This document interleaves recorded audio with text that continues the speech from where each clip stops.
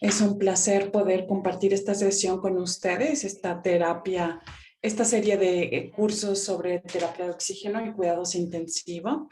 Hoy estamos en la sesión 10 en las consideraciones obstétricas para el cuidado intensivo y la terapia de oxígeno. Tenemos hoy con nosotros a la doctora María Crawford, doctora Morislava, al doctor Kelly, a la doctora Kelly, a la doctora Mirjana, a la doctora Fátima, a la doctora Hassan y al doctor Iroge. Les recordamos que esta serie de seminarios realmente se basan en el amor y en el respeto del otro, así que contesten amablemente, aun si no están de acuerdo con lo que dice la otra persona. Estaremos usando el chat de preguntas y respuestas para las preguntas y respuestas. Ahí déjenos sus comentarios, sus preguntas, y nosotros lo estaremos monitoreando. Por favor, prendan su video y pongan el la cámara de tal forma que se vean en medio de la pantalla. Si tienen problemas técnicos, por favor, pónganlo en el chat general. Estamos grabando esta sesión. El que ustedes participan significa que ustedes están aceptando que se grabe. Si ustedes son varios a mirar este seminario en una misma computadora, por favor recuerden que la distancia social sigue siendo un elemento importante de prevención para el contagio de la COVID-19. Contamos con interpretación en francés y en español. Contamos con un botón de interpretación. Ahí eligen el idioma y también pueden elegir poner en silencio el audio original para solamente escuchar el audio en su interpretación, o bien pueden dejarlo tal y como está, escucharán la interpretación a un 80% y el audio original a un 20%. Bien, comencemos la sesión. Queremos también darle la bienvenida a la doctora Rima, que está con nosotros el día de hoy como panelista también.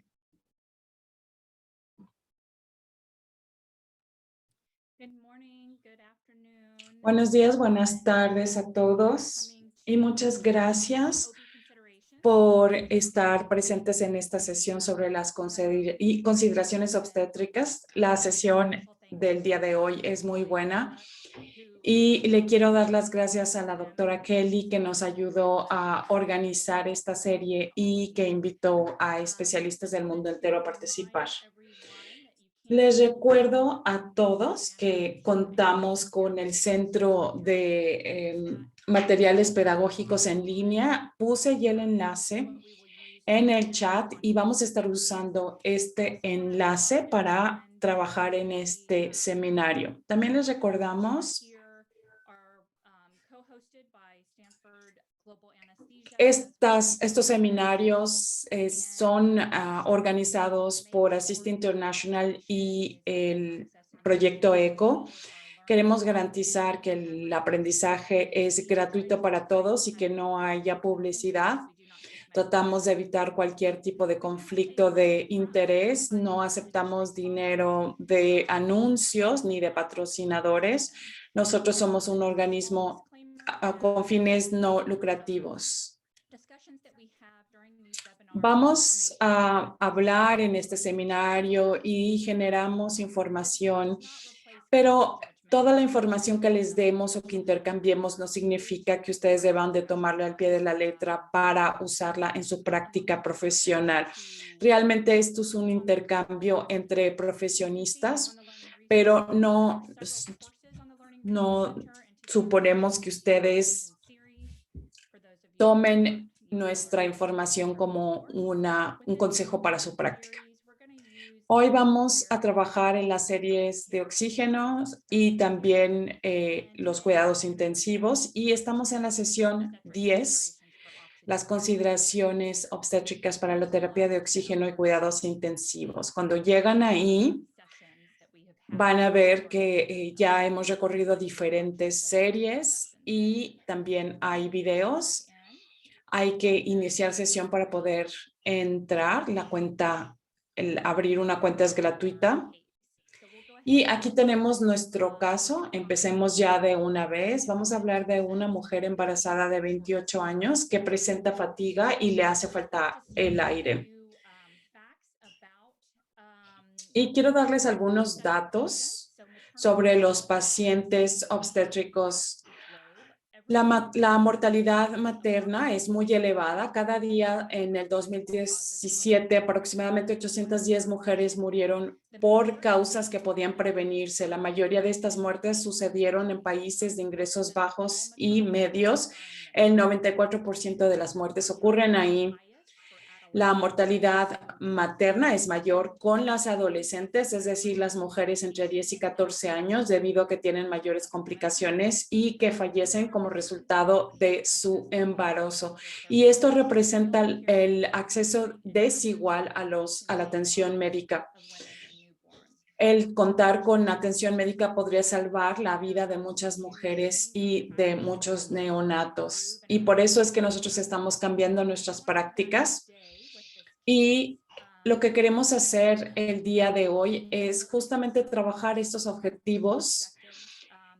Por ejemplo, el tener una lista de los cambios fisiológicos que suceden con el embarazo, describir cómo estos cambios afectan el bienestar materno y también cómo se presentan las enfermedades maternas, describir los cambios en los gases de sangre arterial que suceden durante el embarazo, hacer una lista de los objetivos de una terapia de oxígeno con mujeres embarazadas, reconocer y describir señales de trastorno materno o problemas, reconocer y describir señales de trastorno fetal, hacer una lista del equipo de multidisciplinario que se requieren para los cuidados óptimos, también describir las consideraciones únicas durante la resucitación de las mujeres embarazadas. También queremos utilizar apoyos cognitivos en una emergencia obstétrica y también hablar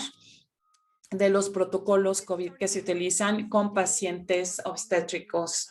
Bien, comencemos con el caso. Tenemos a una mujer embarazada de 28 años que tiene una edad gestacional de 29 semanas, tiene fatiga, le hace falta el aire. Sus síntomas iniciaron hace 2 días cuando empezó a tener rinorrea y empezó a tener fiebre, aunque tenía la percepción de tener fiebre, aunque no se tomó la temperatura. Hasta el momento no había tenido complicaciones embarazo, pero ahora dice que no siente mucho a su bebé en los últimos días. Ella es profesora, no cree que haya sido expuesta a ninguna persona con SARS-CoV-2, pero sí interactúa con niños diariamente. Tiene hipotiroidismo, actualmente vive con su madre, con sus 2 hijos y su esposo, y sus medicamentos que toma incluyen levotiroxina y no se le conoce ninguna alergia. Vamos a tomar entonces los primeros 4 objetivos de aprendizaje práctico. La lista de cambios fisiológicos en el embarazo, cómo estos afectan el bienestar materno, cómo se presenta una enfermedad en una mujer embarazada y también hablar del análisis de los cambios en los gases de sangre arterial. Bien, doctora Kelly, tiene usted la palabra. Vamos a hacer una encuesta primero. Aquí abajo tenemos un cuestionario. Bien, cada uno de los siguientes son cambios fisiológicos normales para los pacientes embarazados en su sistema cardiovascular, excepto por un aumento de un resultado cardíaco debido al aumento en la frecuencia cardíaca y el volumen de ataques. B, una anemia dilucional debido al volumen que aumenta del plasma. Un síndrome de hipotensión supino, una compresión aortocaval en el útero, y un aumento en la presión sanguínea debido a una resistencia elevada del sistema vascular.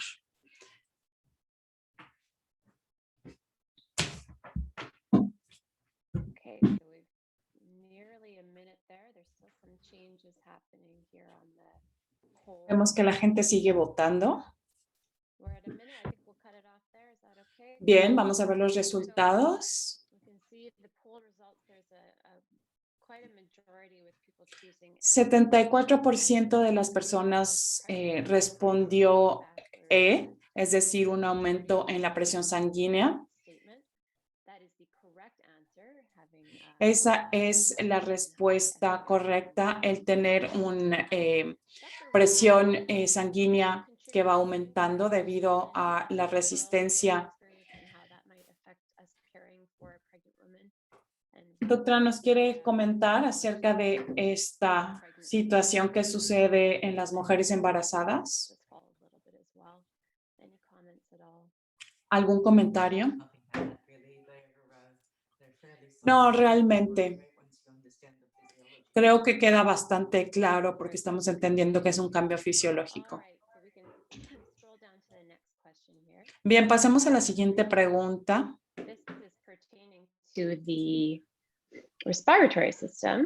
Esto tiene que ver con el sistema respiratorio.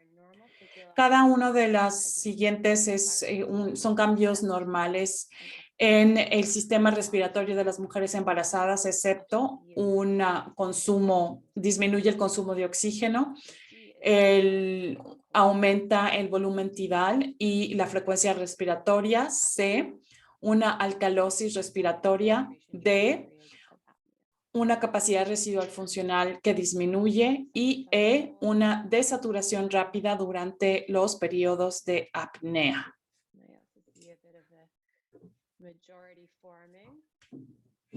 Estamos viendo que las personas están respondiendo a las preguntas. We're getting a majority of answers selecting A. La mayoría de las personas están seleccionando A, sin embargo, otras personas están seleccionando otras opciones. El 58% de ustedes seleccionó la respuesta A. Es correcto que la disminución en el consumo de oxígeno es la condición o la respuesta correcta para, o sea, es decir, que no es una condición normal. Sí hay cambios respiratorios durante el embarazo, desde el inicio del embarazo hasta que se da a luz, y vemos que hay un aumento.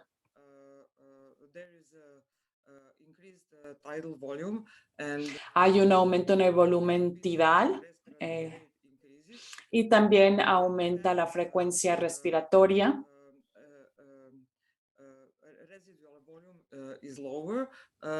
El volumen residual es inferior. Por esta razón, la capacidad respiratoria se mantiene normal. Pero cuando se hace un esfuerzo o si existe hipoxia, debido a que hay un volumen residual menor, vamos a ver que aparece la hipoxia y la desaturación. Y estos son síntomas frecuentes en las mujeres embarazadas. Y esto lo pudimos comprobar cuando hacíamos la anestesia, y la mayoría de las personas en este curso respondieron A. Pero este no es un cambio en las mujeres embarazadas. Sin embargo,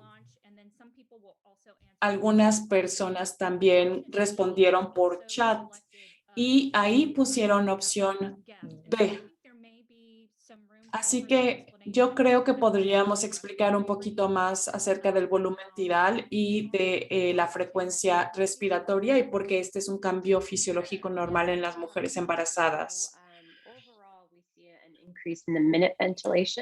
Nosotros vemos un aumento en la ventilación de las mujeres embarazadas y esto se debe en parte que hay un aumento en el volumen tidal y porque también aumenta la frecuencia respiratoria.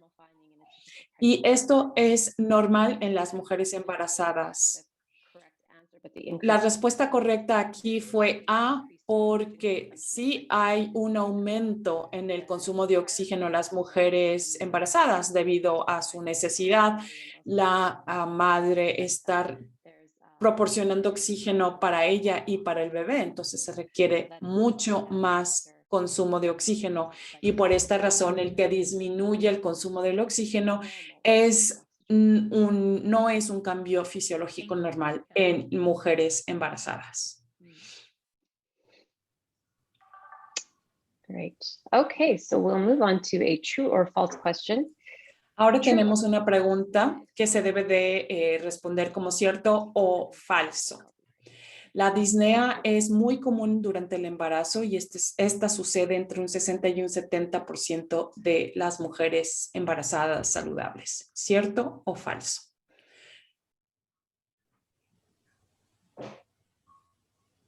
And it might be a good time to remind people that dyspnea may be a subjective feeling as well. This might Recuerden que la disnea puede ser un síntoma subjetivo y quizá no sé exactamente lo que el doctor detecte.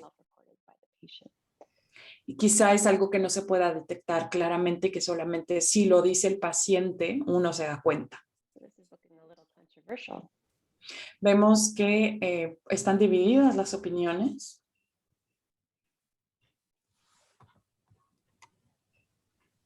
Okay, so 60% of people El said that. 60% de las personas dijeron que es cierta esta afirmación que la disnea es muy común. El 40% dice que es falso. Do you want to comment on this question at all? Doctor, ¿quiere comentar o decirnos cuál es la respuesta correcta? Yeah, thank you very much. It is true you have this dyspnea in this proportion of healthy Es pregnant. cierto que se puede encontrar disnea en un 60 o 70% de las mujeres embarazadas. The pregnancy Y esto se debe por lo siguiente. Durante el embarazo, restriction of the movement of the diaphragm, which is the main el diafragma no se mueve tanto, se va perdiendo el movimiento. Y entonces la única forma en la que se puede ajustar es teniendo un aumento en la frecuencia respiratoria y eso hace que la mujer sienta que tiene dificultad para respirar, es decir, que tiene disnea cada vez que hace algún esfuerzo físico. Fue una explicación fisiológica muy buena. Casi la mitad de las mujeres van a percibir disnea durante el embarazo. La disnea también podría ser un síntoma de enfermedad, pero hablaremos de esto posteriormente. También quiero decir algunas cosas más. Los que nos están siguiendo con el Centro de Recursos Pedagógicos en línea, quiero decirles que si ustedes quieren encontrar la pregunta, le dan clic en la pregunta. Cuando le dan clic en la pregunta, se va a abrir una nueva ventana en donde ustedes van a ver los recursos que tenemos para responder a esta pregunta. Aquí pueden ver que este es un capítulo sobre los cambios fisiológicos que suceden durante el embarazo. Y aquí es donde van a encontrar la respuesta a la pregunta que les hicimos. Si vamos hasta abajo, llega un momento en donde dicen los cambios respiratorios en las mujeres embarazadas. Y ahí justamente dice 60, aquí está la nota. Las mujeres embarazadas sanas, un 60-70% de mujeres embarazadas sanas van a experimentar disnea a lo largo de su embarazo o podrían. Eso era lo que quería compartir con ustedes, por eso interrumpí. En la siguiente pregunta, de hecho, vamos a usar el recurso inmediatamente. He aquí la pregunta, entonces, ¿los pacientes embarazados tienen un aumento en el volumen tidal y en sus frecuencias respiratorias a lo largo de sus cambios normales durante el embarazo? ¿Cuáles serían los cambios que ustedes esperarían que suceda en los gases arteriales? For the answers, yeah, please put it in the chat box. We don't have a poll for this one, so just answer in the chat Right. box, please. And I can read Y off some- los que quieran responder también por chat, pueden responder por chat. Alkalosis, that's excellent. Hay personas que están diciendo una alcalosis respiratoria, una hiperventilación fisiológica. Esta tendría un CO2 bajo. ¿Algo más?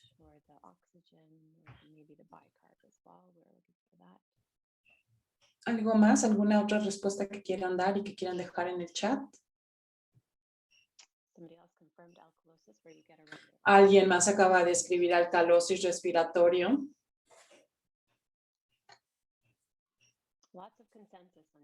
Lo mismo, alcalosis respiratorio, responden muchos. Démosle clic entonces a los recursos para ver qué es lo que nos comenta esta página web. Este recurso es muy útil. Habla sobre los cambios que vamos a encontrar en las mujeres embarazadas. Y puede ser bastante útil cuando tenemos a una mujer embarazada que está presentando problemas respiratorios. Vamos a ir a la tabla 1-4 y ahí aparecen los cambios en el primer trimestre y en el tercer trimestre. Y aquí aparece la alcalosis respiratoria. Y aquí vemos, por ejemplo, el pH en mujeres no embarazadas, el primer trimestre de las mujeres embarazadas y el tercer trimestre de las mujeres embarazadas. Debido a que disminuye el CO2, una paciente no embarazada va a tener un PaO2 normal. Pero esto sería una anomalía si una mujer embarazada presentara las mismas cifras que una mujer no embarazada. Vean cómo las cifras cambian. Pero también hay una compensación por esa alcalosis y tenemos un PaCO2 un poco más elevado. La oxigenación. Vemos que el PaCO2 es ligeramente más elevado. Muy bien a todos. Excelente trabajo. Y tenemos una pregunta más. Les vamos a pedir que nos hagan una lista de las causas obstétricas que provocan disnea y una falla respiratoria aguda en las pacientes. Así que, por favor, si pueden poner en el chat qué puede provocar disnea y qué podría también provocar una falla respiratoria como resultado del embarazo o de la condición obstétrica de una mujer. Hay muchos que están ya respondiendo: embolismo, a ver qué es edema pulmonar, embolismo amniótico, PPCM, PPH.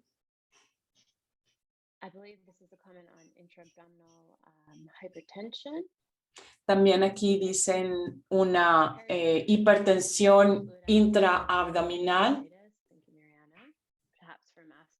Mirjana nos está dando varias opciones: una cardiomiopatía perioperativa, un embolismo en el fluido amniótico.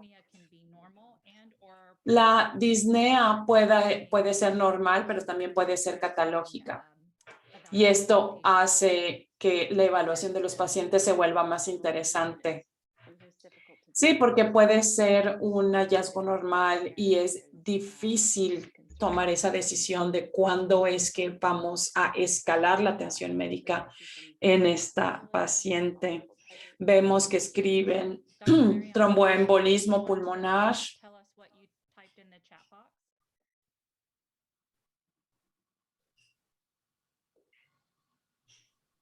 Doctora Rima, What did you type in the chat box? What was ¿qué the escribió result doctora for Milja pediatric causes en el of chat? respiratory failure? I put hypertensive Escribí un trastorno de tensión cardiomiopatía, chemical pneumonitis, una neumonitis química, cardiomiopatía, But tocolytic induced pulmonary edema, isn't it? pero también puso un edema, ¿verdad? Great. Muy bien, muy buenas respuestas. Un edema pulmonar inducido por forma tocolítica. Shall we take a look at our resource here? Bien, ¿cuáles son los recursos? Veamos nuestra página. This is a nice Veamos qué nos sugiera. Vemos que es una tabla que tiene las causas obstétricas y las causas no obstétricas. Veamos que tiene la tabla de la izquierda. Es decir, estas son condiciones que pueden empeorarse durante el embarazo, pero también son causas que podrían suceder en una mujer no embarazada, como por ejemplo el embolismo. Una enfermedad cardiovascular puede empeorar durante el embarazo, igual con la hipertensión. En una infección respiratoria y sobre todo ante la actual pandemia, esto podría empeorarse con una mujer embarazada. Ahora, ¿cuáles son las causas que son únicas a las mujeres embarazadas? Un trastorno de hipertensión. Todas estas podrían estar asociados con un edema pulmonar. El embolismo del fluido amniótico, por supuesto que esto es una causa de alto riesgo. Una causa rara sería el síndrome de hiperestimulación ovaria. También hablaron que un hígado graso agudo durante el embarazo, cardiomiopatía periparto, neumonitis química.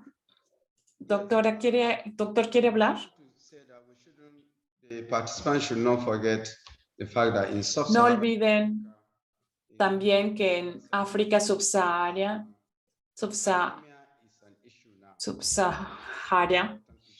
la anemia es un problema muy importante y aquí tenemos infección, malaria, y esto podría empeorar la anemia y esto podría afectar a las mujeres embarazadas. Si ustedes tienen una infección y no reciben atención médica, entonces la situación se puede empeorar y la disnea empeoraría también. Y no olviden también la hemorragia antiparto.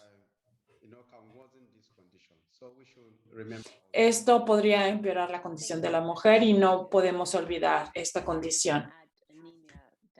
Podríamos definitivamente agregar anemia acá. Y también tenemos este recurso que nos recuerda que hay otras razones que provocan un problema respiratorio y necesitamos recordarlos. Y este enfoque sistemático me gusta bastante porque son un buen recordatorio de las cosas que necesitamos tomar en cuenta. Always start at the head when I see you. That's right. So, we'll keep in mind any Así que angioedema, anaphylaxis. recuerden todos estos diagnósticos diferenciales, estos cambios anatómicos, la anafilaxis, la angioedema y sobre todo, por ejemplo, las mujeres que han sufrido algún tipo de trauma, por ejemplo, alguna fractura, o por ejemplo, con alguna condición pulmonar que se podría empeorar, por ejemplo, las pacientes que tienen EPOC, asma, embolismo pulmonar. Y también tenemos los sistemas, por ejemplo, el cardíaco, como tenemos una enfermedad coronaria aguda, una falla cardíaca, un edema pulmonar.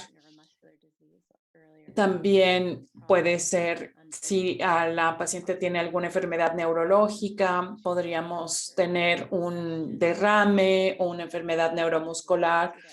Luego también causas tóxicas o metabólicas o pues causas que no tienen, digamos, como una clasificación, sino que cae dentro de misceláneo. Dr. Rima's point is that dyspnea, Y la disnea, según la doctora Rima, es al revés. El embarazo puede causar disnea, pero la disnea también puede ser un síntoma de alguna otra enfermedad. Y también les dejamos aquí estos dos recursos. Tenemos esta página web. Es un tutorial acerca de los cambios fisiológicos en las mujeres, fisiológicos y anatómicos en las mujeres embarazadas. Y si ustedes, este es de hecho un curso y pueden tener un certificado si lo concluyen. Y a la derecha también tenemos un video breve sobre la fisiología durante el embarazo. Aquí vamos a encontrar los cambios normales durante el embarazo. Y aquí entender cuando una mujer está embarazada, está teniendo complicaciones o no. Bien, nuestra paciente de 28 años tiene contracciones, son irregulares y suceden entre cada 8 y 12 minutos. Su cervix está cerrada, su temperatura es de 38,9 grados centígrados, una frecuencia cardíaca de 115 BPM, su presión sanguínea es 140/75 mmHg, tiene 18 respiraciones, su saturación de oxígeno SpO2 está al 91% con aire de la habitación o aire ambiente. Y el monitoreo fetal, una frecuencia cardíaca de 125 BPM. Ahora vamos a trabajar con los siguientes 3 objetivos. ¿Cuáles son los objetivos de una terapia de oxígeno con las mujeres embarazadas? Reconocer problemas en las mujeres y problemas en el feto.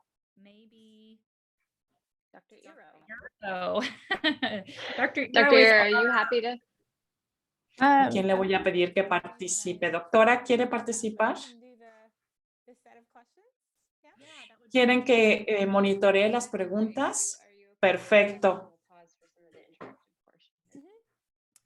Okay, so she's just read our STEM and I'll just read the first question. Bien, entonces esta es la primera pregunta. De acuerdo con la Sociedad de Medicina Materna Fetal y expertos de embarazo de alto riesgo, ¿cuál sería el SpO2 meta para las mujeres embarazadas? Lo pueden escribir en el chat, por favor. Hay quienes están diciendo más del 94, hay quien está diciendo 95%. Muy bien, excelentes respuestas. Y recuerden que vamos a darle clic también a la pregunta para que veamos el recurso que hemos adjuntado a este ejercicio. Bien, seguimos viendo 94, 95%. 94, por arriba del 94, 100%, alguien está diciendo. Bien, este es el recurso que estamos utilizando y es de la Sociedad para la Medicina Materna y Fetal. Y usted es especialista, ¿verdad? En este ámbito. Así es. Bien. It says go. So when do you call somebody if it's less than 95%? And so it's ¿Cuándo es que debemos escalar la la atención médica? Y parece que muchos de ustedes, bueno, a ver, no, depende de cómo lo hayan entendido ustedes, pero según entiendo es si ustedes ponen 94% es que ese es el momento en el que van a escalar la atención médica y hay quienes pusieron 95% en ese momento pedimos escalar la atención médica. En general recomendamos una saturación de oxígeno al 95% o mayor con las mujeres embarazadas. Y necesitamos estar monitoreando a la mujer para saber si su condición ha mejorado o ha empeorado.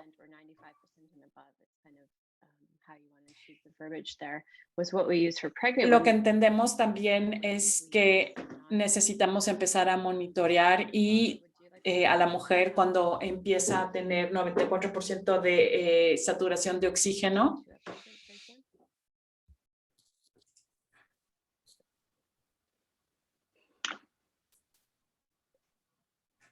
Doctora, le hicimos una pregunta. Creo que su micrófono está desactivado.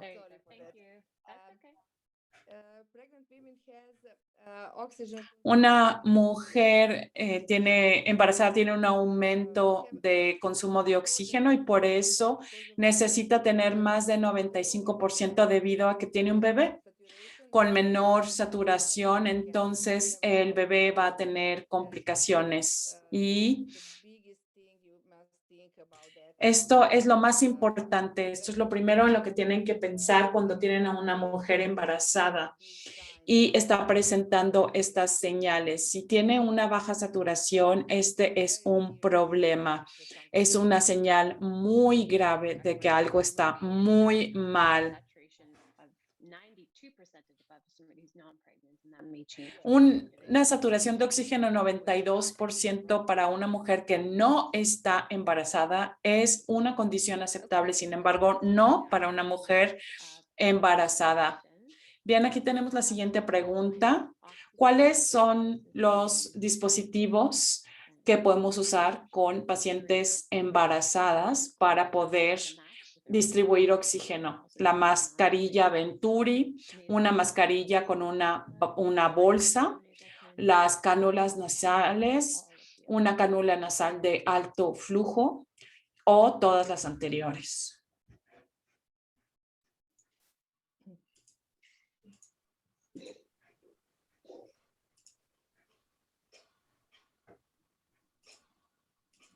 And I guess one thing to emphasize is these are all relatively non-invasive options for oxygen. Recuerden que todas estas opciones son no intrusivas o invasivas. Hay mecanismos que lo son, como la ventilación mecánica. Recuerden que estas mascarillas son opciones no invasivas. Muy bien, vemos que la mayoría, un 79%, seleccionó todas las anteriores.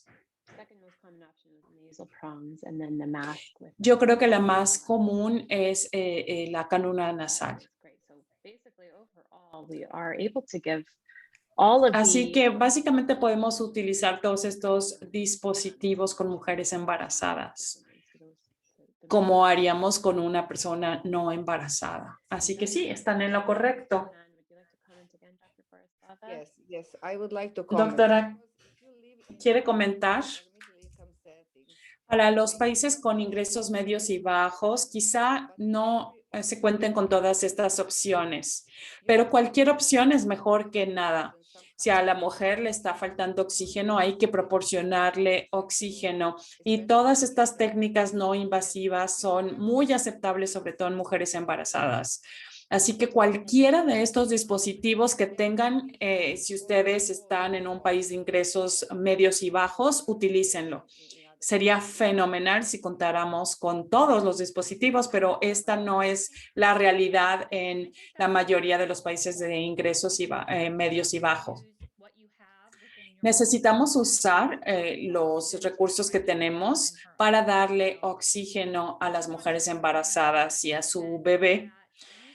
Recuerden que el uso de estos dispositivos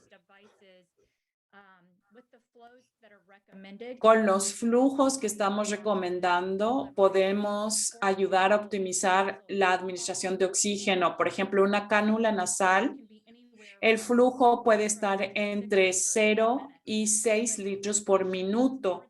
Pero si el paciente necesita más de 6 litros, entonces no sería la opción ideal y por ende necesitaríamos utilizar una mascarilla si contamos con esta. Una mascarilla con una bolsa de depósito puede dar hasta 10 litros.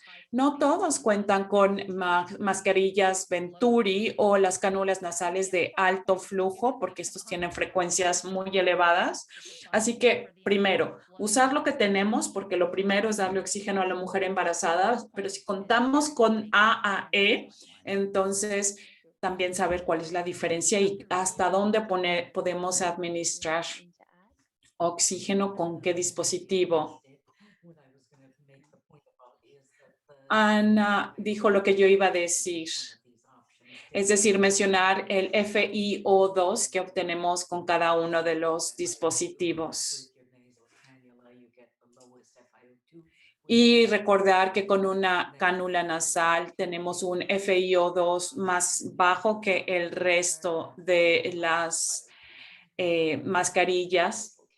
Y la que proporciona un FiO2 más elevado es la cánula nasal de alto flujo. Yes, thank you. I want to add here that the goal of this Y therapy a mí me gustaría agregar que el objetivo de estas terapias de oxígeno es mejorar el bienestar de la madre y del bebé.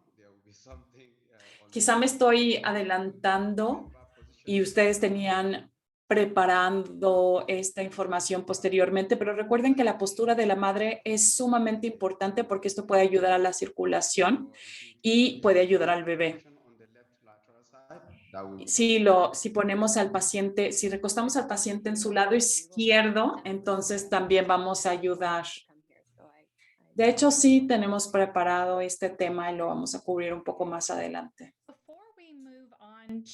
Antes de avanzar al siguiente, a la siguiente actualización del caso, quiero decirles que hay una pregunta en el chat para ver si los panelistas tienen una respuesta. La pregunta es, en los lugares con una altitud elevada, es decir, por encima de los 2,000 metros sobre el nivel del mar, tenemos que tomar en cuenta las mismas cifras y los mismos objetivos de saturación de oxígeno, es decir, más de 94-95%. Esto no se supone que es para mujeres que viven a nivel del mar, pero ¿qué hay de las mujeres que viven en altitudes elevadas? Esta es una excelente pregunta. ¿Levantó la mano, doctora? No, fue un error, una disculpa. Perdónenme. I said, from what I understand, because our SMFM Según entiendo, hay estimados y hay directrices que toman en cuenta la condición en todas partes del mundo. Queremos tener una terapia conservadora para cuidar al bebé y podríamos hacer una excepción dependiendo de la línea base del paciente. Si comenzaron entre 99 a 100 y van disminuyendo a 94, 95, realmente tendríamos que empezar a preocuparnos. Y en un lugar con una altitud elevada, quizá tuviéramos que tomar en cuenta las mismas cifras. Si le entiendo bien, es posible que una mujer que vive en una altitud podría tener una lectura del pulso oxímetro de línea base más elevada, pero si empieza a haber complicaciones, vamos a tener una aceptación mayor, pero si está disminuyendo o está empeorando, vamos a tratar de dar una mayor saturación de oxígeno. Así es. Muy bien. Muy bien. ¿Algún comentario más? Yo en realidad no tengo mucha experiencia trabajando en una ciudad o en un lugar con una altitud elevada. Yo supongo que las personas que viven ahí ya están aclimatadas, ¿cierto? Y supongo que también durante el embarazo la mujer tiene reserva de oxígeno. Pero también pienso el bebé, el feto está aclimatado a esta altitud. Entonces, por eso la recomendación es terapia conservadora y usar las mismas directrices que con mujeres que viven al nivel del mar. Muchísimas gracias por su participación. Tenemos una actualización. El paciente está recibiendo oxígeno mediante una cánula nasal y está recibiendo 4 litros por minuto. Al inicio, su SpO2 mejoró a un 92-93%. Sin embargo, 1 hora más tarde necesita 10 litros por minuto con una mascarilla no respiratorio para poder lograr el 95% del SpO2. El centro en donde está esta madre embarazada no cuenta con una unidad neonatal ni tampoco tiene una unidad de cuidados intensivos y por eso se le ha transferido a un lugar en donde se cuente con un equipo multidisciplinario. Y aquí vamos a aprovechar la experiencia de la doctora Ira en el ámbito materno. Leo la pregunta y le pido, doctora, que por favor nos guíe. En una revisión sistemática, el 75% de las mujeres embarazadas y que se infectaron de la COVID-19 eran asintomáticos. ¿Cuáles serían señales de peligro en una mujer embarazada para entonces saber que necesitamos darle atención médica? ¿Cuáles son estas señales en una mujer embarazada que tiene COVID-19 para mandarla directamente a un centro de atención médica?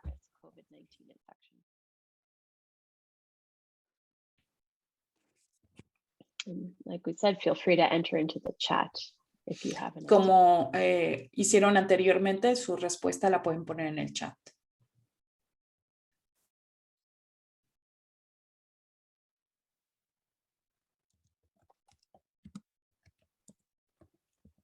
So one thing, maybe I can spur some discussion. Okay, we have an oxygen saturation.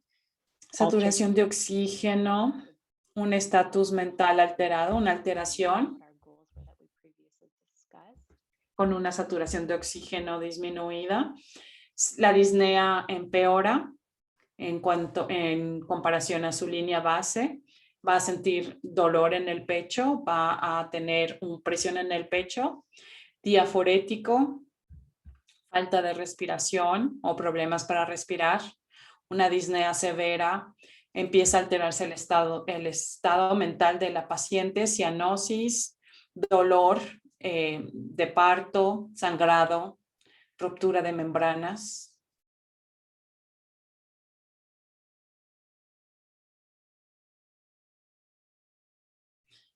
Dolor de cabeza, ansiedad, inquietud, agitación. Eso le sucedió, eso de que tuviera una disnea severa, le pasó a nuestra paciente. Ella tenía disnea y el feto no se estaba moviendo tanto, así que ella ya presenta señales de peligro.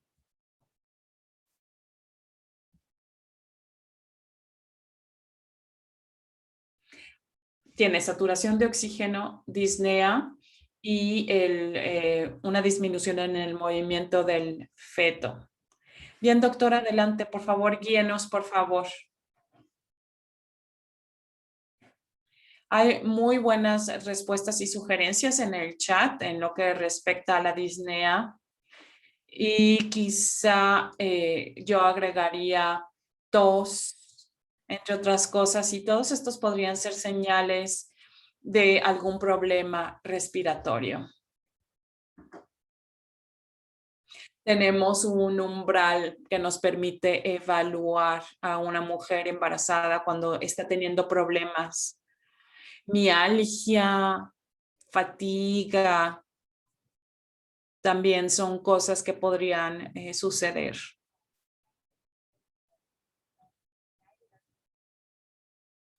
El recurso decía que 75% de las mujeres embarazadas son asintomáticas, así que es mucho más fácil si la mujer embarazada tiene síntomas de COVID-19, pero a veces estos síntomas pueden ser no existentes o quizá podrían tener como el disfraz de una síntoma normal de una mujer embarazada. Y obviamente todo esto depende del historial médico de la mujer embarazada. Es importante señalar esta parte también.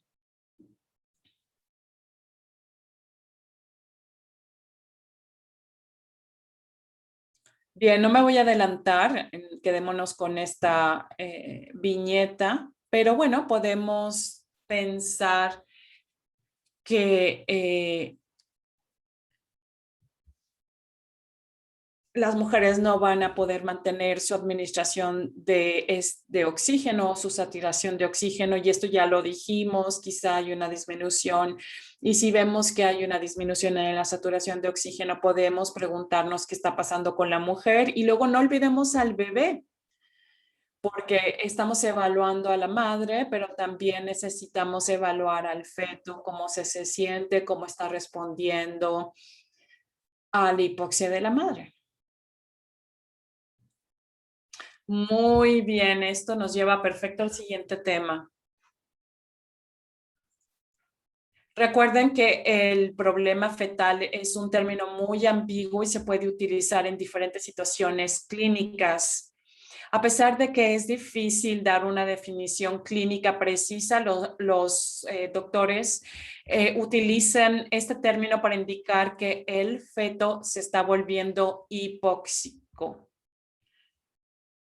Y en ese momento necesitamos considerar ayudar a nacer al bebé porque la hipoxia puede provocar un daño neurológico en el bebé si le falta oxígeno. Bien, veamos la siguiente pregunta. ¿Puedo decir algo más? Sí, quiero agregar algo más. La edad gestacional del bebé es importante. Aquí, por ejemplo, tenemos a una mujer con un bebé de 29 semanas y la situación cambia de acuerdo a la edad del bebé también. Esto es algo importante. Y obviamente la evaluación que vamos a hacer del feto depende de su edad gestacional. ¿Y cuál es el porcentaje de sobrevivencia de los fetos? Podemos interpretarlo para poder hacer una intervención de dónde estamos y de los dispositivos y de los recursos que tenemos en el centro de salud. Pero, por ejemplo, 23, 24 semanas podría ser una edad gestacional a partir de la cual podemos hacer ayudar al bebé a nacer. Obviamente hay centros de salud que pueden hacerlo a 22 semanas, pero porque cuentan con los recursos técnicos para ayudar al bebé a sobrevivir al nacer a la semana 22. Y también podemos empezar a ver también la frecuencia cardíaca del bebé, pero para la sobrevivencia depende mucho de las respuestas del bebé y eso va a ser fundamental para la toma de decisión. Esta parte es muy importante. Esta mujer tiene 28 semanas y aquí podríamos considerar en ayudar a nacer al bebé porque el bebé ya tiene 28 semanas, es su porcentaje de sobrevivencia es mucho mayor. Pero supongo que esta es una situación que cambia en el mundo entero, ¿cierto? Yo estoy en Canadá, tenemos bastantes recursos. Pero obviamente es importante primero saber en su centro de salud cuáles son los recursos con los que se cuenta para saber si van a transferir al paciente a otro lugar, a otro centro que quizá tenga los recursos disponibles para darle la mejor opción a la madre y al bebé. Ese es un punto muy bueno. Hay que hacer hincapié en esto también. Bien, esta es la siguiente pregunta interactiva.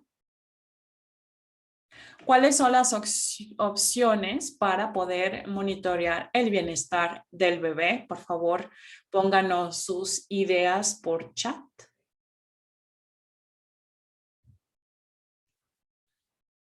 CTG o cardiotocografía.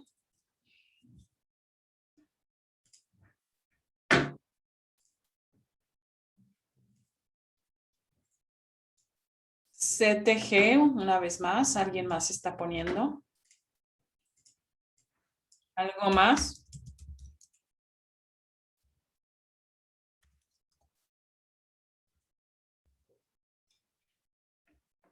En muchos hospitales tenemos cardiotocografía, está disponible, pero obviamente todos pueden revisar a un bebé en cualquier hospital del mundo, se cuente con cardiotocografía o no. Hay formas de poder revisar al feto y cuidarlo y quizá transferir al paciente a un nivel más elevado de atención médica. Muy cierto. Alguien también mencionó ultrasonido. Definitivamente se puede usar, pero se debe de contar con esa tecnología. Un estetoscopio también, por supuesto, se puede utilizar para revisar al bebé. No lo he visto mucho realmente, pero si tienen un estetoscopio fetal sería muchísimo mejor, definitivamente. Y también hay que ver cómo es el cuerpo de la madre.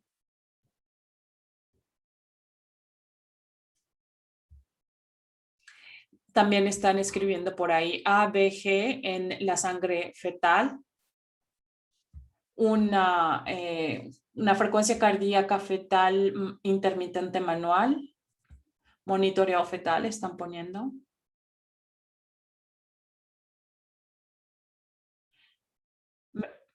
La doctora Rima hizo una pregunta hace un poco y quizá los otros panelistas pueden hablar acerca de su experiencia. ¿A qué edad gestacional podría un bebé tener mayor oportunidades de nacer en un, digamos, centro de cuidados no tan especializado versus uno sí especializado? En África subsahariana tuvimos diferentes casos y yo cuando estudiaba medicina vimos que la edad gestacional adecuada era 28 semanas. Aproximadamente 28 semanas, correcto. Esa es la edad que nosotros usamos para poder garantizar una mejor sobrevivencia en el feto.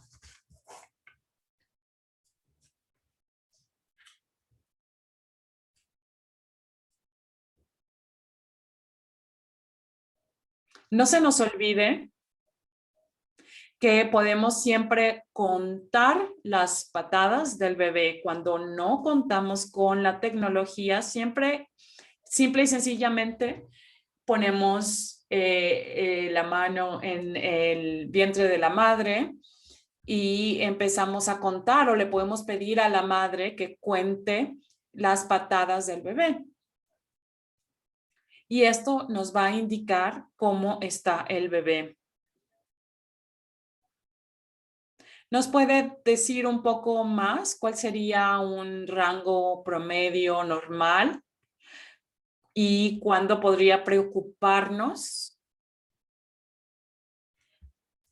No hay un estándar para el movimiento fetal, pero 18 a 20 movimientos cada 2 horas, pero muchas mujeres sienten de 18 a 20 movimientos en 30 minutos y muchas mujeres van a empezar, y sobre todo en el primer embarazo, entre 22 y 24 semanas empiezan a percibir el movimiento del feto y en una segunda o en un embarazo posterior mucho más, de una forma mucho más temprana. Y obviamente es importante preguntarle a la madre sobre la percepción del movimiento fetal de su bebé. Tenemos una actualización.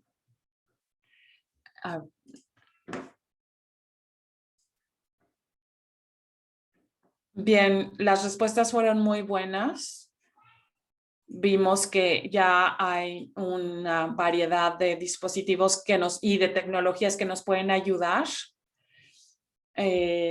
a nosotros a ver el bienestar del bebé y sobre todo el CTG o cardiotomografía. Y por favor, díganos cuáles son los signos vitales que nos pueden garantizar que el bebé está bien. Una desaceleración tardía de la frecuencia cardíaca del feto, una pérdida en la variabilidad de la línea base en la frecuencia cardíaca, una escalpa fetal de pH mayor a 7,2, perdón, y una frecuencia cardíaca fetal en la línea base que está entre 110 y 160 golpes por minutos.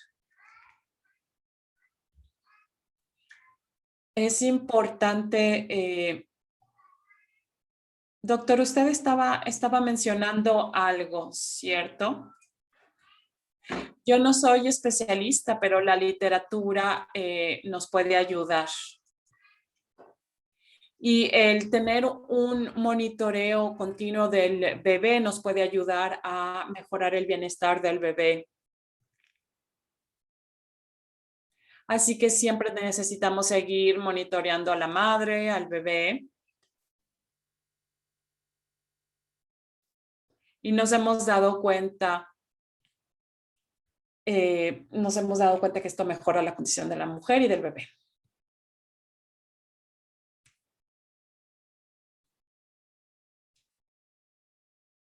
¿No la interrumpí, doctora?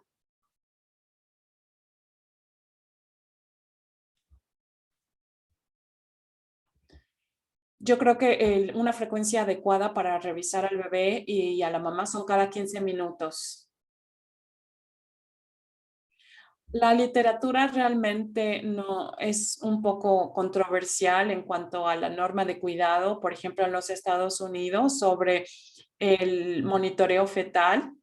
Yo daría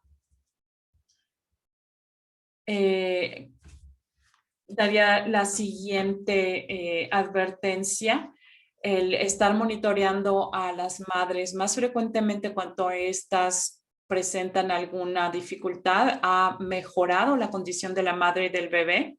Así que yo creo que es positivo el tener un monitoreo porque nos permite identificar qué tal le va al bebé si contamos su movimiento.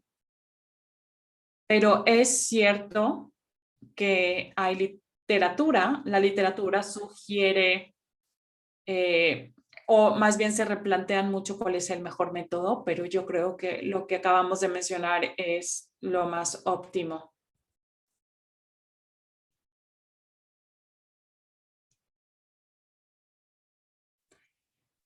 Estoy totalmente de acuerdo con lo que se acaba de decir. Si tenemos cardiotogografía y tenemos referencia de la línea base, podemos saber si el bebé está bien o no, si está sufriendo o no. Como anestesióloga, así veo yo la situación. En mi país se estudia primero el CTG y de ahí decidimos si el bebé está bien o no.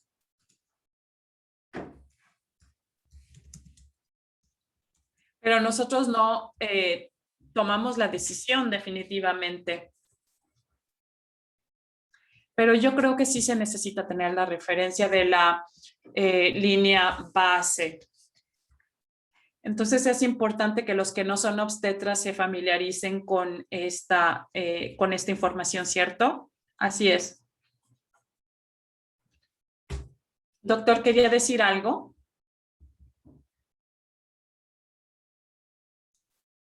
Si yo tengo un paciente al que se le está proponiendo una cesárea debido a un problema con el feto, primero revisamos el bienestar del bebé utilizando cualquiera de las técnicas disponibles. Eso es lo que recomendamos porque si no, después podemos tener problemas legales. Así que ese sería mi consejo principal. Así todos están enterados y se cuenta con respaldo por documento. Así que independientemente de la capacitación que tengamos, si somos enfermeros, parteras, anestesiólogos, obstetras, todos debemos conocer los recursos disponibles en nuestro centro de salud. Primero, usar los recursos disponibles, saber cómo está el bebé, hacer un monitoreo continuo sería lo idóneo, pero si no podemos, entonces hacerlo de la forma más frecuente posible. ¿Están todos de acuerdo con lo que acabo de decir? Y agregaría que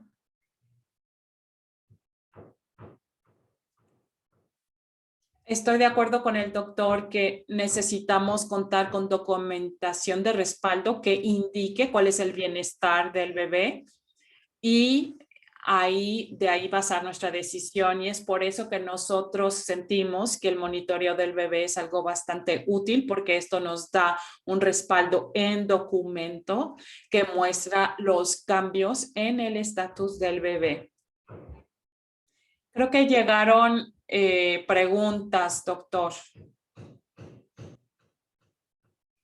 Ok, sí.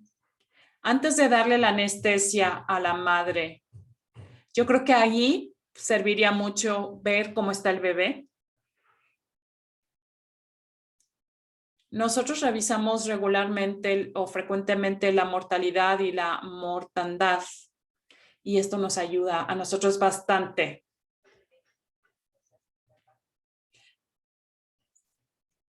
Pero entonces ustedes toman decisión con base al bienestar del bebé y bienestar de la madre. Pero ya se tomó la decisión, ¿cierto? La madre está ya en el bloque operatorio.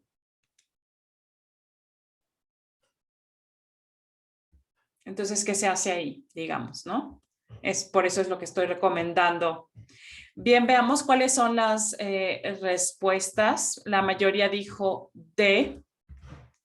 Es una frecuencia cardíaca del bebé entre 110 y 120 por minuto. Y este es el resumen. Entonces, una frecuencia cardíaca fetal de línea base entre 110 y 160. Bien, aquí tenemos un resumen de las condiciones que nos dicen está bien o no está bien el bebé y la mamá. Entonces, pongamos atención en esta parte que dice lo que está bien en el bebé. El 110 entre 160 de frecuencia cardíaca por la línea base es una garantía de que el bebé está bien. Si es menor o mayor, entonces ya es señal de preocupación. Pero hay variabilidad. Aquí está la tabla que quería mostrarles. Podemos usar este ejemplo.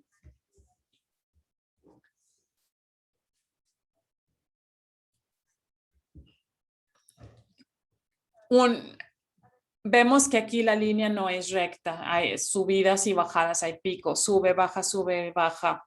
La variabilidad es una señal del bienestar del bebé.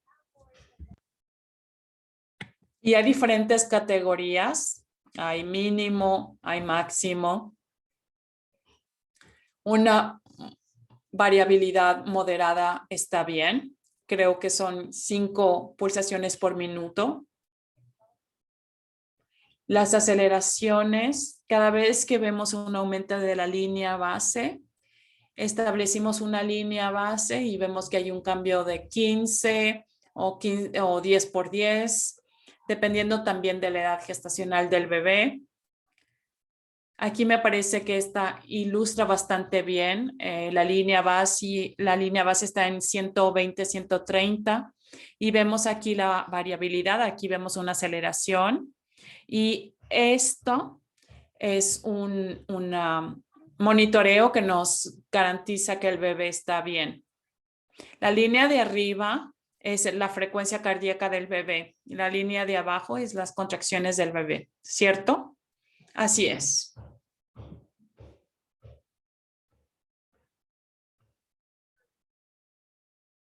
Bueno, esta es la tabla de nuevo.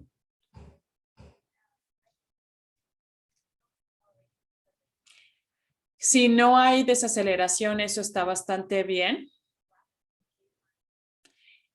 Si vemos que hay una desaceleración desde la línea base, entonces ahí esta es una señal de que algo está mal con el bebé y hay que estudiarlo. Muchas de las señales vemos que nos indica que el bebé no está bien, es una desaceleración y una poca variabilidad. Sí, pero depende. Si es temprana y es concorde con las contracciones, puede ser una señal de que la mamá va a dar a luz. Y aquí no, porque en realidad estaba cerrada en su semana 29. Y también las variables dependen mucho, si cada 30 segundos, etcétera. Así que se presta mucho a la interpretación, pero cuando vemos un pico muy bajo de desaceleración o una recurrencia, todos estos son señales de que quizá el bebé tiene hipoxemia.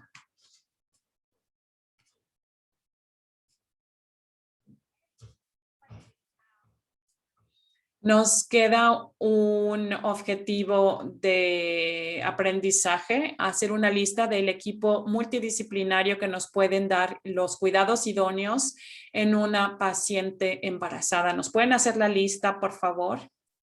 Si pueden, por favor, escribir en el chat una lista. ¿Quiénes serían las personas que deberían ocuparse de una mujer embarazada para darle un cuidado idóneo a esta paciente de 28 años?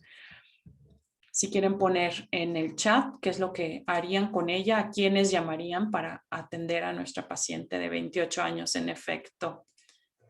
Vemos que todavía se sigue hablando de los recursos disponibles en un centro de salud. Ya empiezan a llegar las nuevas respuestas. Bueno, ya el primero que aparece es obstetra.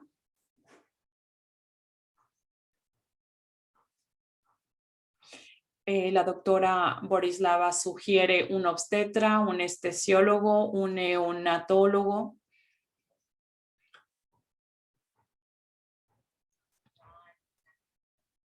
Y el personal que no es personal médico, ¿quiénes serían? Estamos viendo parteras, enfermeras, especialistas de cuidados críticos. Vimos pediatra, por supuesto, una enfermera de cuidados intensivos, un intervencionista, un fisioterapista, maravilloso. Y bueno, evidentemente hay que ver que se cuente con estos en nuestro centro de salud, ¿verdad? Un cardiólogo, un neurólogo. Muy buenas respuestas. Un nutriólogo. Muy buena respuesta. O nutricionista. Bien. ¿Qué tipo de monitoreo le tenemos que dar a este paciente? Por favor, también escriban las opciones que se les ocurran con esta paciente. ¿La transferiríamos o no la transferiríamos? ¿Qué tipo de cosas haríamos?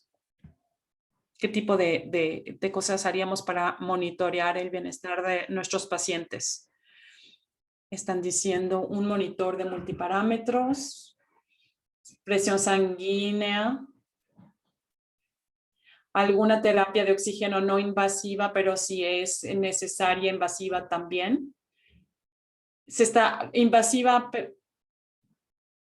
presión sanguínea no invasiva, saturación de oxígeno no invasiva, pero si la paciente se pone peor, entonces sí necesitamos algún dispositivo de monitoreo invasivo, alguna línea central o algo así. Exacto. A eso me refería, por supuesto. Ya están sugiriendo la capnografía, la ecografía. Están mencionando SpO2, NIBP. Y recuerden al bebé también, ¿cierto? Acaba de mencionar la doctora Crawford, fetoscopio. Están mencionando temperatura.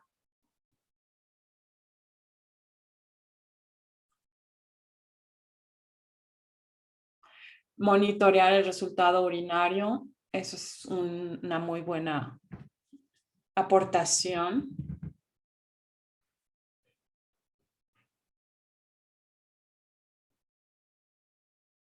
Muy buenas respuestas. Una línea IV intravenosa, pero eso es algo que sí, definitivamente se necesita tener a la mano. Iván está preguntando qué tan disponibles están las líneas arteriales en países de ingresos bajos y medios. Sí, sí se cuenta con estos en muchos hospitales. Por ejemplo, en Serbia, ¿ustedes cuentan con líneas arteriales? Por supuesto. Así es. Obviamente depende mucho del lugar en donde se encuentran y en los centros en donde trabajan. En África vi que no estaban tan disponibles las líneas arteriales.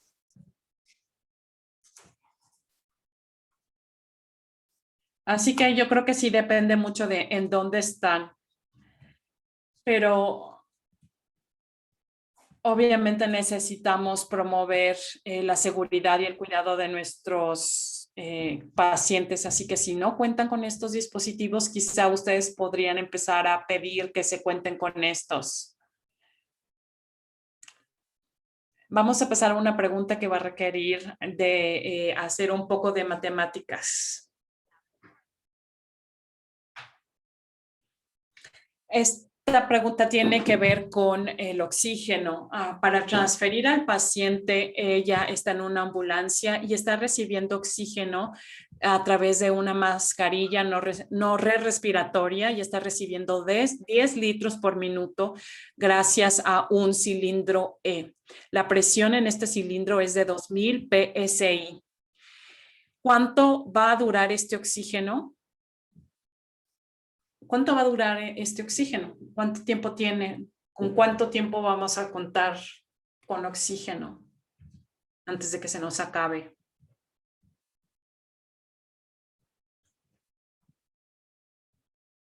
Y la doctora nos está recordando que esta es una mascarilla no respiratoria y para que una mascarilla de este tipo funcione tiene que administrarse entre 10 y 15 litros por minuto para poder administrar un FiO2 elevado. Aquí tenemos diferentes dispositivos para administrar oxígeno. Vamos a estudiar la duración de los cilindros y aquí podemos seleccionar el tamaño del cilindro, también la presión o los PSI, dijeron que era de 200. Y aquí vamos a poner el flujo que recibe el paciente. La presión residual por default es de 200 y aquí esta calculadora ya nos hace el cálculo y nos dice que tenemos 1 hora de administración de oxígeno. Obviamente si requiere mayor presión va a tener menor tiempo, oxígeno por menos tiempo, pero esta información es bastante útil si lo que tenemos que hacer es transferir a la paciente a un lugar en donde, pues que está alejado y en donde van a ser varias horas de transporte. Esta página web es un excelente recurso, opencriticalcare.org. Tiene muchas calculadoras, tiene mucha información que nos puede ser muy útil para el cuidado óptimo de las pacientes. Bien, les pongo el enlace aquí por chat porque tienen muy buenos recursos. Colaboran muchos de los socios con los que hemos trabajado. Así que los recursos que van a encontrar en Open Critical Care es muy bueno. La paciente se está poniendo peor, sigue teniendo contracciones, su cervical está cerrada y cuando llega al hospital tiene una temperatura de 39,1, una frecuencia de 125, la presión sanguínea 105/60, tiene 24 respiraciones por minuto y el SpO2, a pesar de que está recibiendo 10 litros, es de 90% solamente. Y se hizo el monitoreo del bebé, frecuencia 105, tiene desaceleraciones variables con una variabilidad mínima. Estos son síntomas muy malos para el bebé, así que necesitamos describir las consideraciones durante la resucitación de las mujeres embarazadas. Tenemos materiales que queremos que utilicen y también que conozcan cuáles son los protocolos de la COVID-19 con pacientes embarazadas. La doctora... El doctor ya nos dio un poco de información. Esta es la parte en donde dijimos que íbamos a hablar de esto. Bueno, les vamos a pedir que por favor nos hagan una intervención única que harían para resucitar a esta madre. ¿Qué harían? Es decir, les estamos preguntando alguna intervención que ustedes harían únicamente con mujeres embarazadas. También en el chat hubo una pregunta sobre qué tipo de intervención justamente se podría hacer con las mujeres embarazadas.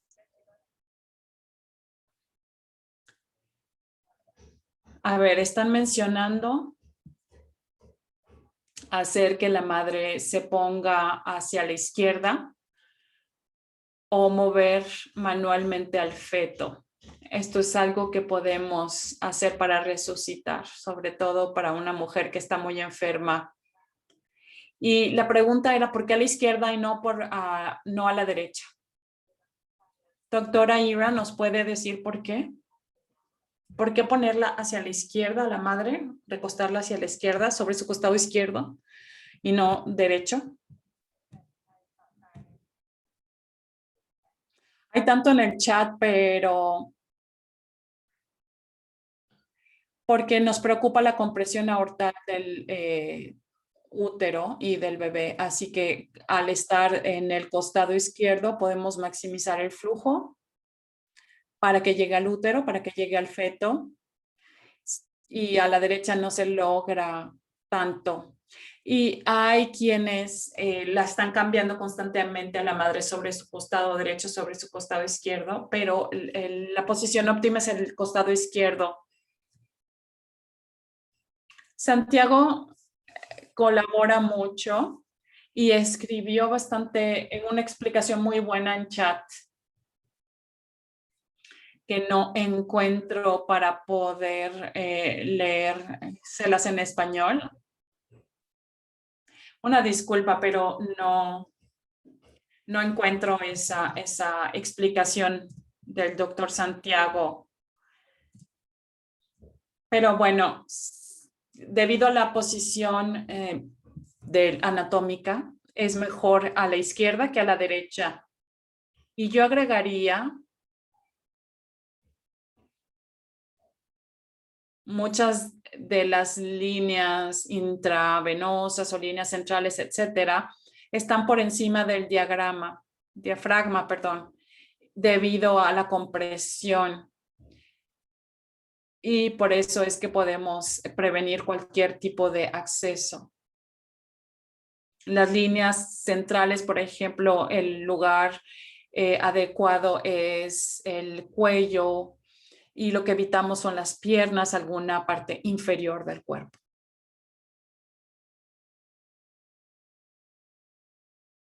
Y incluso durante el transporte del paciente, cada vez que una mujer embarazada necesitan tener este movimiento fetal. Bien, la paciente ya llegó al hospital, tiene sueño y no se despierta fácilmente y tiene un análisis de gas en la sangre arterial, 7,34 pCO2 de 40 y un PaO2 de 100 mm. Recuerden que está recibiendo 10 litros por minuto de oxígeno.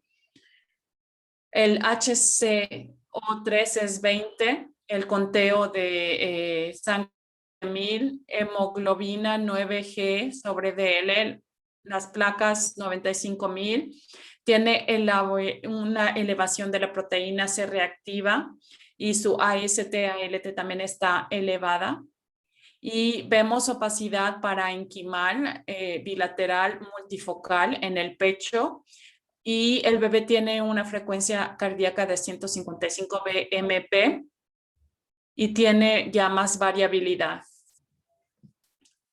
Perdón, no tiene variabilidad, así que sí hay señales de preocupación.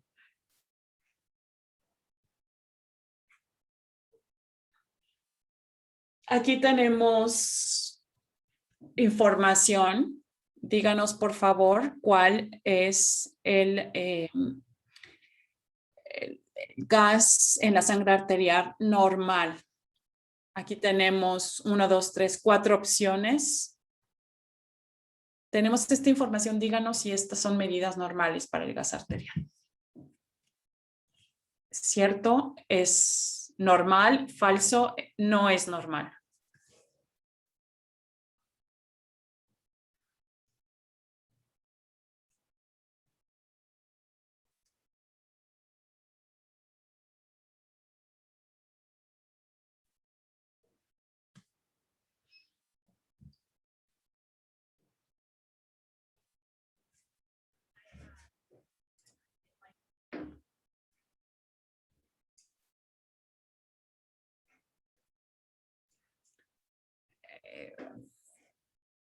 Siempre que hacemos encuestas nos damos cuenta un poco de cómo es la realidad en los diferentes centros de los participantes. Le damos clic a nuestro centro de recursos, por supuesto. Tenemos falso, dice 59%, cierto, el 41%.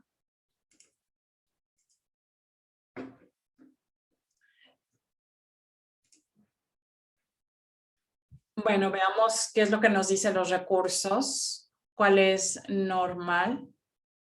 Aquí están las cifras para que vean cómo está el bebé. Y la verdad es que la pregunta es difícil.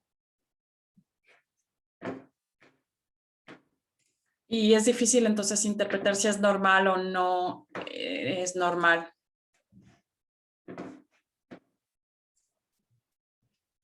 El hecho de que esta paciente tiene un embarazo avanzado y su pH está así, bueno, es bastante preocupante. Así que esta sería una situación anormal y un motivo de preocupación. Así que necesitamos revisar los recursos aquí y ver cómo está el paciente. El CIO en el paciente es 40, PCO, así que quizá esta paciente tiene fatiga.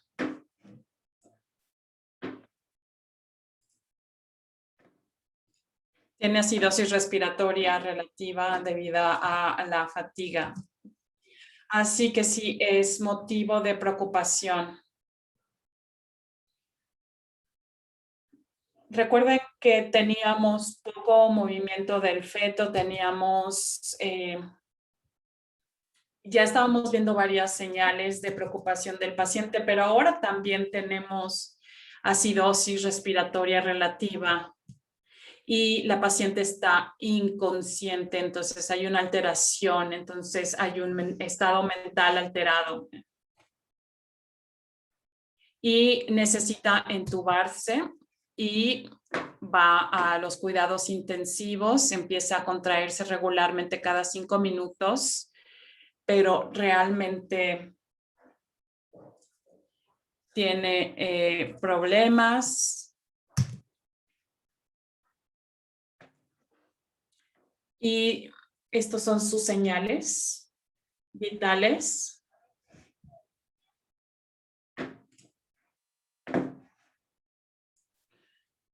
Tenemos estas medidas de ella.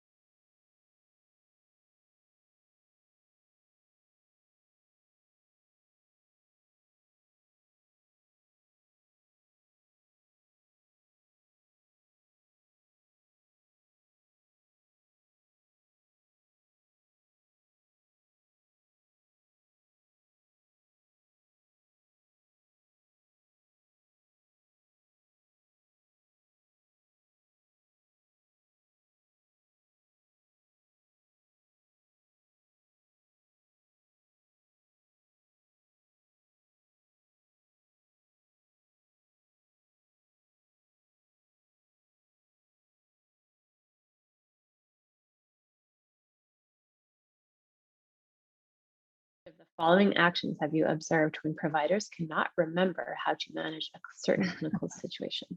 And we've all been there. Now, A is call a colleague for help. B, use the internet on a phone or a computer. C, gone through a textbook. D, hide or walk away. E is all of the above, or F is none of the above.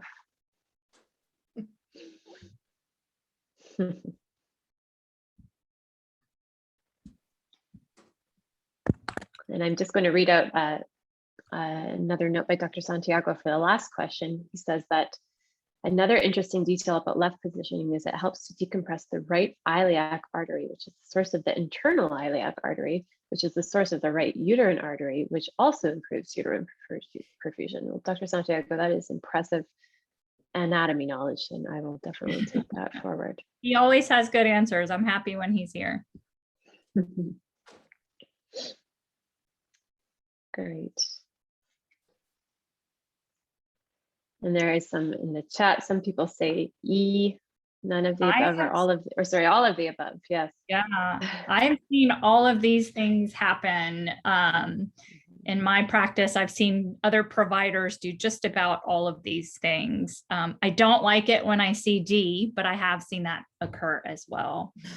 And it's usually not bad intentions. It's usually fear or not knowing what to do. Yeah. Great. Okay. Well, most of you said that you've called a colleague for help. Some people have used the internet and some people have seen all of the above. Well, this is a great segue to show you what a great resource we have. And it's true that if you're the person who's the primary leader of a code situation or a very critically ill patient, you might not have time to access these cognitive aids or learning resources on your own, but having a colleague that can help, it is something that you can keep handy. So we wanted to link to our obstetric anesthesia emergency manual that Stanford University has produced. This is a free resource and we've got it linked in our LRC, and it will probably be linked in the chat as well. We are going to show some videos. Would we like to just show the actual aid that can be downloaded as well first, or would you want to watch the videos, Dr. Crawford? I think we can watch the videos and that way it'll give everyone the context, but I'll put the link to how you download it in the chat box. And again, it's available on the Learning Resource. Perfect. And while we're loading that up, I will just say this can be translated. Dr. Borislava and Dr. Mirjana, you were involved with the Serbian translation, is that right? Yes. So Yes, they were intimately involved in this. yes, we have it. Stanford University School of Medicine. I'm one of the creators of the Obstetric Anesthesia Emergency Manual, along with Dr.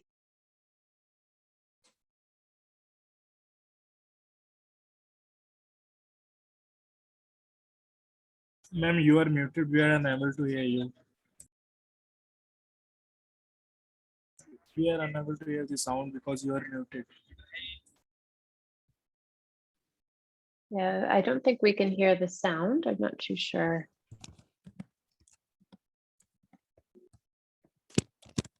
Apologies, are you unable to hear it? Sorry. Yes, and there is an echo if we do hear something. Okay, would you like me to try sharing it, Dr. Kelly? Sure, if you Okay. Can you hear me now? audio. We can hear you, Dr. Crawford. Sorry. You couldn't hear the video though, I suppose. Okay. Well, let's just skip to the manual if you don't mind then, Kelly. Apologies for that. Sure.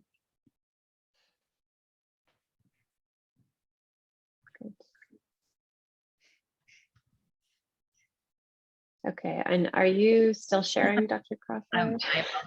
I will now. I apologize. It's my fault. I don't know why it didn't work, okay. but, it's That's really, okay.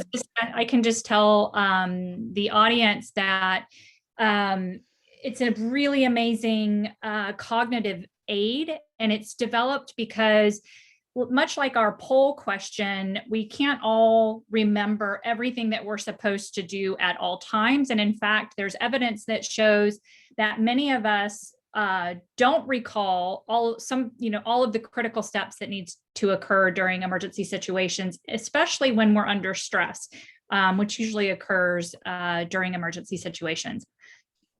So this cognitive aid has been developed by many experts to assist providers in recognizing all the critical steps that occur during certain emergencies. There's actually another cognitive aid for all emergencies, but this one is specific to obstetrics. And so you can see there's a scenario on maternal cardiac arrest, amniotic fluid embolism, anaphylaxis, maternal hemorrhage, a lot of the things that we've discussed today. And so this manual, I'll just show if I can do this and show the manual itself.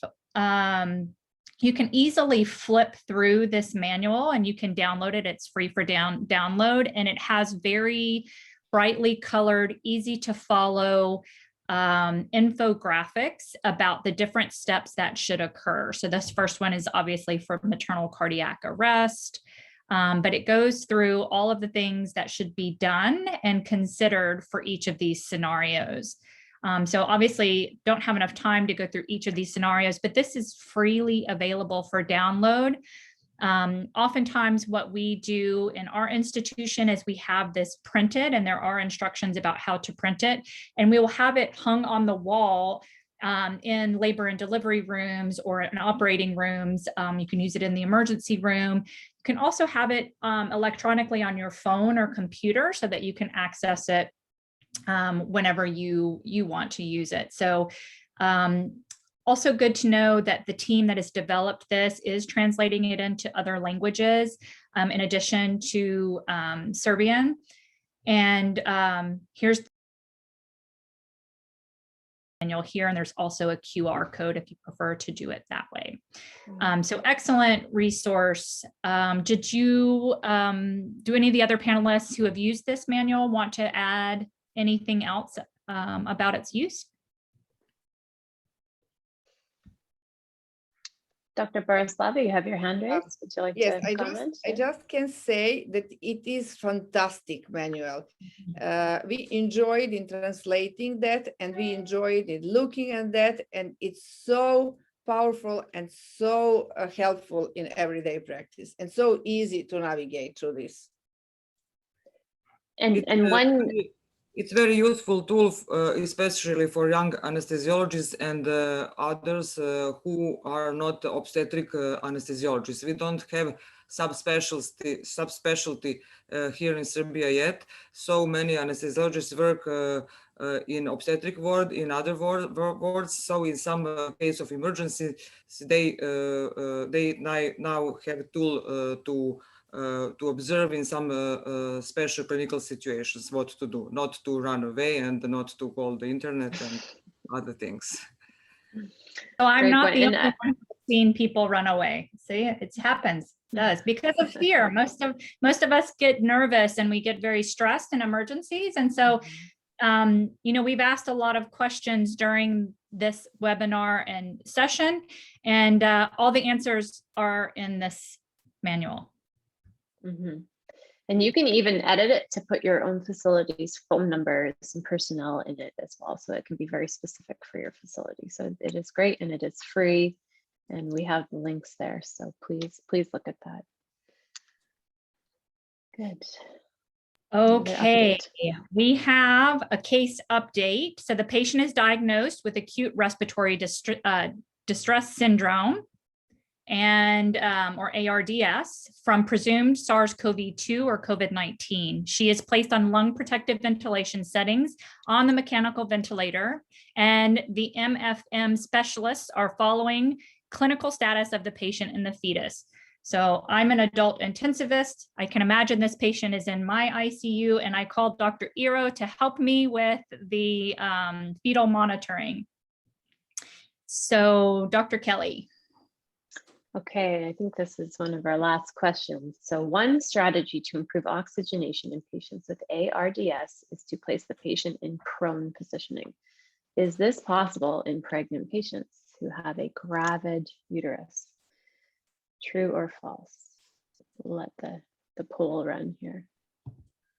And I know that this has been quite a popular and effective option in non-pregnant people during this COVID pandemic to prone them. So this is a good discussion point for sure.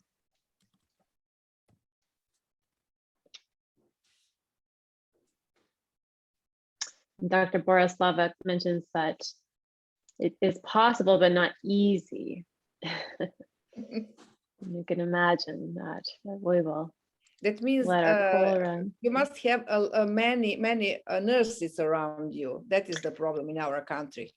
That we don't You're have right. enough nurses for doing that. Mhm. That's a Well, problem and in every country, even in definitely, yeah, and institutions. It's difficult to have enough nurses. That's right.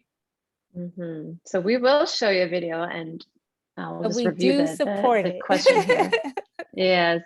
Definitely. Now, 73% of people said yes, 27% said no. And Dr. Borislava, you raise a good point. If you can't safely do something with enough personnel, maybe it's something that can't be done. If you do have the right resources and people, then that is something that can be done. And we will show you this short video of prone positioning in pregnant patients. Can I just add something in, Kelly? Sure, Dr. Uro, yeah. Yeah, I just I agree if you don't have the resources, but sometimes what we run into is that some people often are just afraid because the woman is pregnant and is gravid, so it can be done. And we suggest padding either with pillows or blankets or whatever you have available. And I think this video will help, but especially if it can improve their outcome, it doesn't necessarily affect the fetus, like the fetus can be supported. So we don't exclude it for them. We do really try if it can be done. Good point. Okay, this is a nice short video that will show us how to safely prone a pregnant woman. Thank you, Alana. Pregnant patient. Note there are 5 to 6 assistants, 1 at the head of the bed, 2 on each side, and 1 at the foot of the bed if available. All movements will be made at the direction and count of the respiratory therapist or lead personnel at the head of the bed. This person is responsible for ensuring the security of the ET tube and support of the head and neck. For the proning maneuver, the patient will be turned towards the ventilator. First, a flat sheet will be placed underneath the patient by rolling the patient to one side, placing the sheet underneath so that it may be passed to the other side, and then rolling to the opposite side to complete the placement of the lower sheet.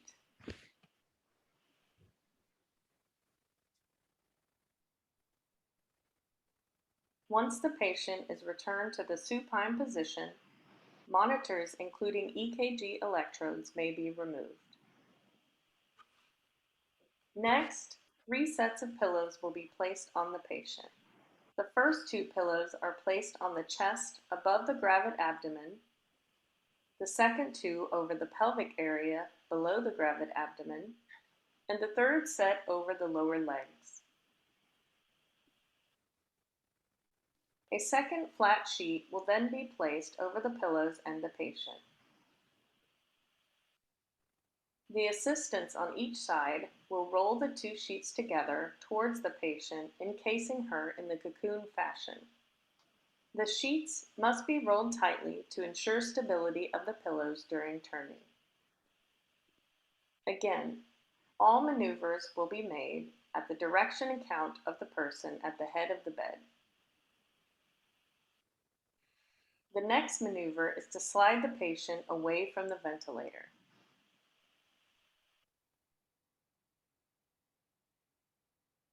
The patient will then be rolled onto her side by the assistants on the ventilator side pushing under while the assistants on the opposite side push over.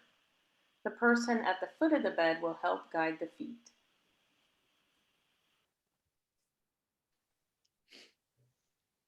Once on her side, the assistants will switch hand position prior to the final prone maneuver. The assistants towards the ventilator will have their hands on top and pull forward and downward, while the assistants on the opposite side pull upward. Once prone, the head should be turned to one side and supported. Monitors can be replaced and the ET tube checked for security and patency. Pillows may be adjusted as needed.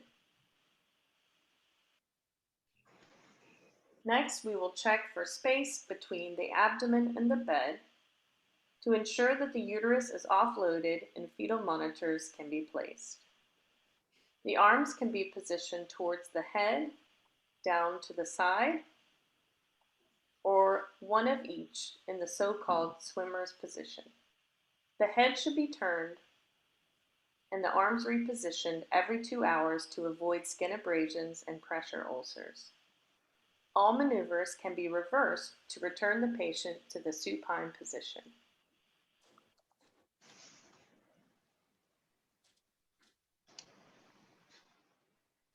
Great, thank you, Elena. Okay, so there's Dr. Crawford highlighted several important points during the video there, and we noticed how many people were required to do that safely. And one thing I also want to mention is this was done via simulation. It's something that should probably be practiced before doing it on a live patient as well. So excellent. Okay. All right, now our last question, we'll just ask people to free text as well. What are some other considerations that are required when caring for pregnant women with COVID-19? And feel free to provide anything that you've had in your personal experience or things that you may be concerned or worried about when you eventually see this.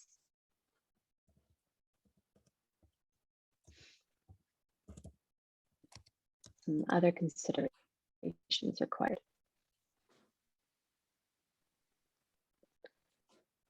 Dr. Mariana mentioned that some pregnant people can have more severe infection. She's concerned about potential vertical transmission, using corticosteroids for both fetal lung maturity and also improvement in the maternal condition. Is that right, Dr. Uro? That's what we're seeing is kind of a Correct. double benefit of those steroids, right? Correct. I saw someone mentioned earlier during the fetal, during the proning video, cesarean delivery. And I did just want to comment on that briefly, that having COVID-19 or ARDS in itself is not an indication for delivery. Per our Society of Maternal Fetal Medicine and American College of OBGYN guidelines. That said, though, it is really, it is something that can be evaluated by an individual case basis based off of how mom is doing, how the fetus is doing, and what the team makes those decisions for delivery. So I just wanted to just kind of add that.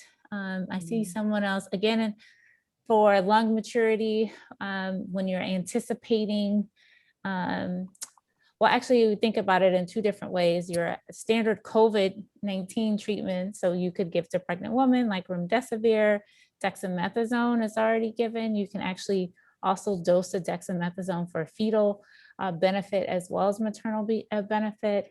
For the fetal benefit, it's like every 12 hours for 2 days. And then I think the COVID benefit is like daily for 10 days. So sometimes we just double up on the dosing for those 2 days and then continue it on.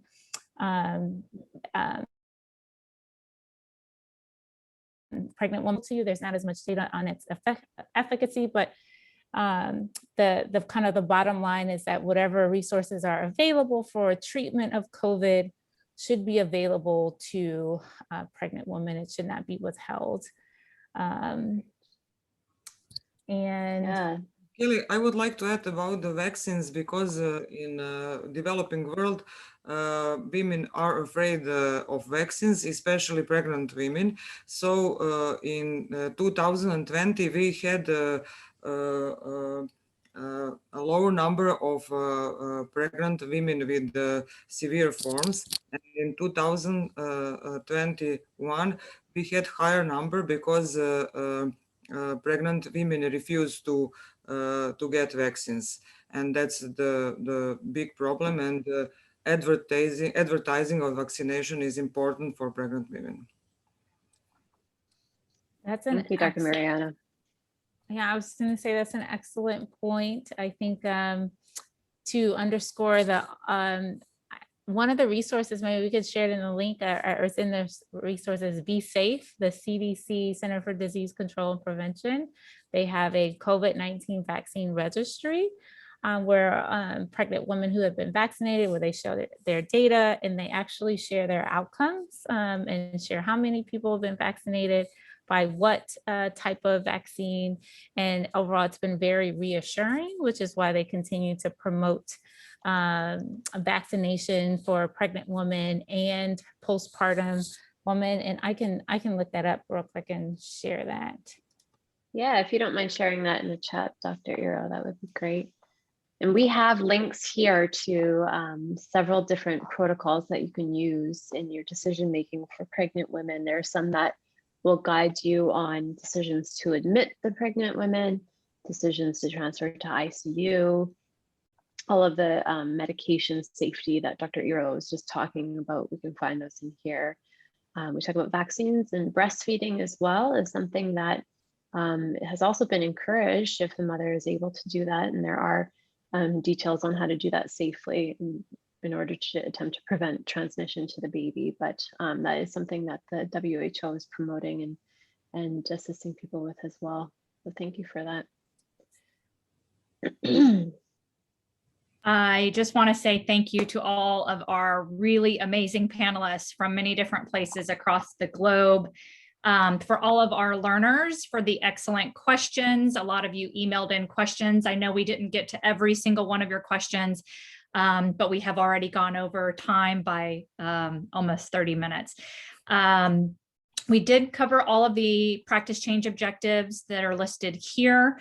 Want to remind everyone that all the links to the videos, all of those resources, all of the answers to the questions, the emergency manual, all of that is available for you for free on the Learning Resource Center. That's why we created it, to have all your resources in one place. You can log in and make a free account. It will be there for you. There's also slides that you can download if you want to facilitate this discussion within your own institution. We also have a WhatsApp chat that is very active. So if you'd like to join that, Alana shared that link in the chat box as well. Cannot thank our panelists enough. Thank you so much for sharing your expertise with us. And I always like to share an inspirational quote. And I thought of this one when we talked about the emergency manual, that knowing what must be done does away with fear. This can apply to many different things in our lives, but I think the theme runs through patient care just as much. So again, want to thank everyone so much for joining us. I really enjoyed this session, and since I'm not an OB expert myself, I really learned a lot working with these experts to prepare the session for you. So thank you again. Can't thank you enough. Thank you to Assist International and Project Echo, of course. Thank you. Thank you so much. Thank you, Anna. Thanks, Thank you, everyone. I would just like to add that we do have session 11 scheduled for June 28th, and the topic will be essential emergency and critical care. The link to register is in the chat, so we encourage you to do that now. And as well, thank you to all of our panelists and participants for joining us today.